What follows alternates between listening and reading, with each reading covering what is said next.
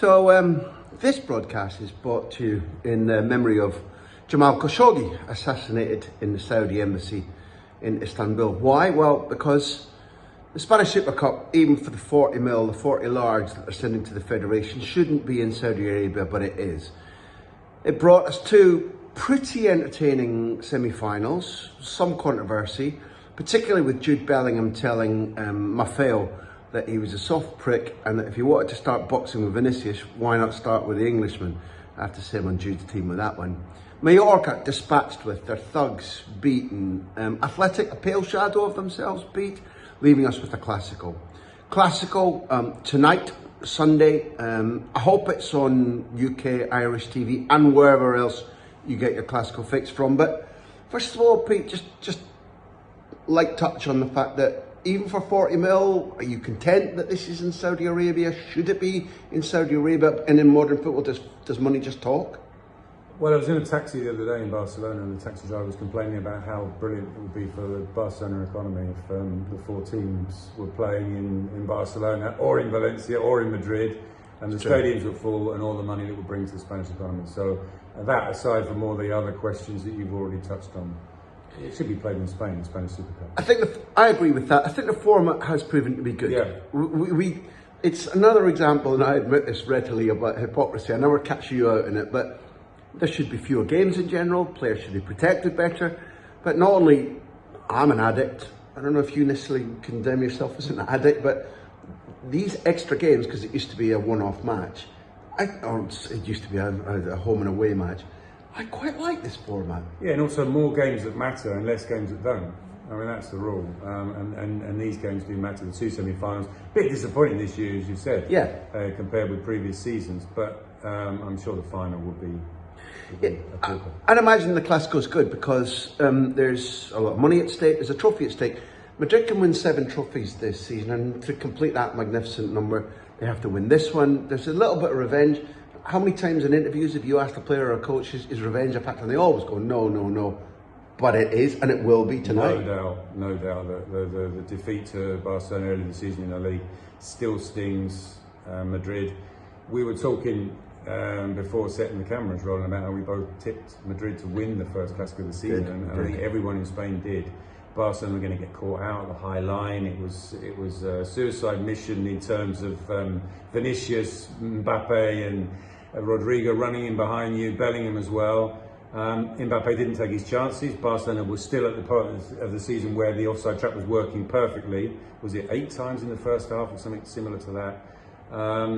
I think it's going to be a different story today. Well, I enjoyed Pete's commentary that day. It was very, very high level, and one of the things that was catching you and that was making you sound incredulous, and your fellow pundits, was the fact that Madrid never quite learned how to time the pass, how to get behind the line, and therefore the number of offsides contributed to the fact that Barcelona were clinical that day. Every other team since, nearly every other team since, has found a way. Barcelona's press has diminished. The distribution has been easier for teams against Barcelona, and second line runners have consistently got in behind Hansi Flick's defensive line. Almost allowed to play, whether we think he does or doesn't play. One, do you see many doubts in either team for you? You don't need to name all 22 players, but any surprises or doubts in the lineup? Well, don't you think one of the great things about Carlo is that at this point in the season, he's made up his mind what his best 11 is. It's beyond all doubt. So I think he knows it, and I think we'll see that tonight. Barca, the question about Olmo or Gavi, I'd stick with Gavi.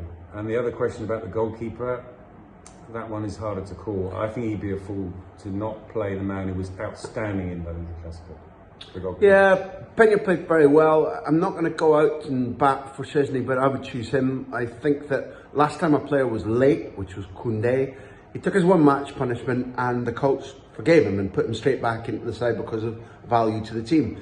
I think that the pedigree bet is that that's what happens to Peña. You take your punishment, you aren't late again. He went on a bit of a mini rant about that, Flick, about saying, like, in Spain, everybody's got a different culture, like, be on time.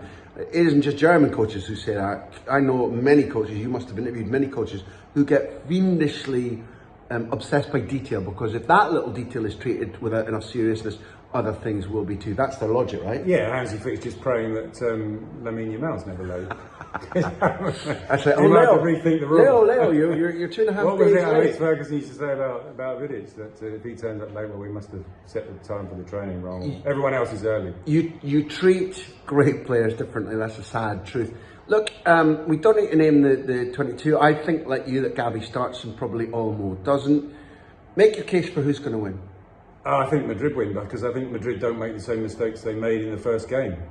You've spoken about how teams are now a lot better at popping that Barca offside trap, more diagonal balls, more second runners.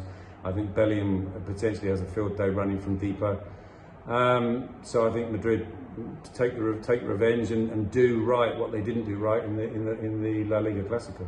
Yeah, it's a short time ago that we saw Madrid in the Supercopa absolutely smashing Barcelona, taking them to the cleaners. And the weird thing I'm going to propose is that this might either be relatively tight and Barcelona might be able to sneak it, or else they get a spanking, because one of the things you would say is that Madrid portray exactly how Pete's described them.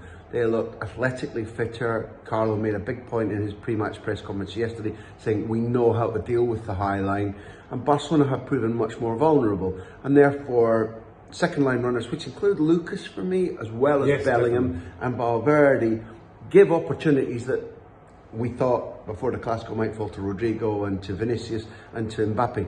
There's more goal power. The thing that causes me to stop and not worry, but Madrid played really badly for 2/3 of the game against Valencia, and in my opinion they did not play well at all against a very ordinary, even if organised, Mallorca until the first goal went in. So there should be opportunities for Barcelona. The thing that tilts it for me is that Barcelona are closing games far, far worse than their opponents, and have been for the last 8 to 9 matches. And Madrid, what do? They always finish stronger, right? Whether it's power plays or subs, they come up with solutions. So I see Madrid lifting the trophy en route to, well, that would be 3 trophies already, and we're only halfway through the season. But as you pointed out, given our pedigree of tipping the Clasico, that probably means that Aston Villa win, something like that. If you can watch it, do watch it. The Clasico always pays you back. Thanks for being there.